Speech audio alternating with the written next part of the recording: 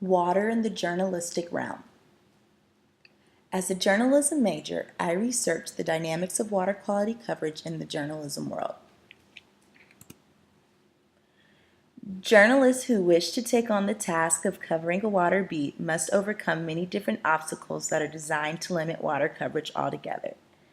They must fight legal accusations, commercial influence, and even their own personal lack of scientific knowledge to successfully cover water-related issues. Investigative journalism is a necessary branch of journalism that would ease the difficulty of environmental reporting. However, newsroom budgets are limited in today's economy and does not allow room for the technology needed to promote investigative journalism on a large scale. Finally, water coverage is relatively new to the American public beginning in the late 1960s and will need to first pick itself up off the ground to demand the public's attention. Corporate media relays the government's message on water and in return misleads the public. In addition, when the media actually tunes into water crisis, they only highlight the major spectacle behind the water catastrophe instead of going in depth about the buildup that creates the water issues. For example, the major flood is reported, but the cause of floods go unnoticed and occur again because the public was never properly informed.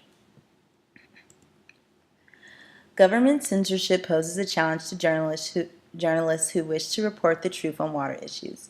Commercial media has evolved into the fourth branch of government, meaning that popular media will often ignore truths in order to cohere to the government's agenda on water. In result, many journalists choose to avoid prior restraint on their environmental findings and focus on other news topics that aren't always tracked by the government. On a national level, water-related issues are often ignored and belittled by the policymakers who run the country. Some politicians ignore the effects of global warming and climate change, yet claim to place it at the forefront of their public agenda for a greater voter turnout. Journalists who report on a water beat are labeled daring and insubmissive for creating news that government indirectly demotes. Stories surrounding water coverage are also on decline because the need for money surpasses the duty to inform the masses. The social totem pole is topped by sites like TMC, leaving environmental issues irrelevant to the public eye. Water catastrophe can only achieve profit motive in newsrooms when dramatic events unfold. Investigative reporting has been cut from newsrooms because it requires too much capital and technology. When young journalists enter the workforce, they are no longer vetted for an environmental background. Thus, when they actually are given a water story to report, they are forced to ask government experts for research pointers and ultimately end up with the same faulty information major media corporations initially report. Finally, media ratings show that entertainment news surrounding celebrities, sports, and the red carpet are found far more interesting than National Geographic.